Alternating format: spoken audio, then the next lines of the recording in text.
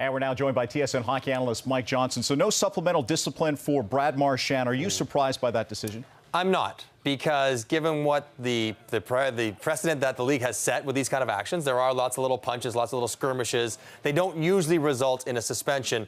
So I think players can only judge their behaviors based on their expected outcome. And the expected outcome, take away Brad Marchand or whoever ends up doing this kind of thing, is that there would be no suspension. Now, that's how the league views it, and that has to be upheld in this moment. If I was running the league, I would probably make this kind of thing not a suspension for a general first offense kind of player. It'd be a fine. It'd be a fine, $2,500 if you do that. Don't be silly. Don't be stupid. There's no need for it in the game.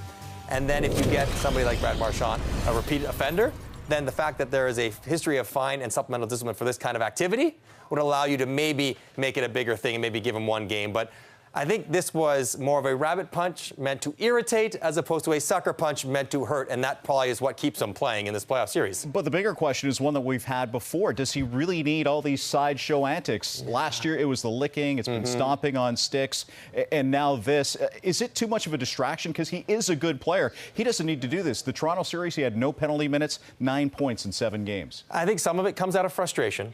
But I think some of it comes out of Brad Marchand wanting to become emotionally invested into the series. And I think he feels he plays better when he's the villain, when he's the heel, when everyone's talking about him and hates on him and is wondering whether he should be suspended or not.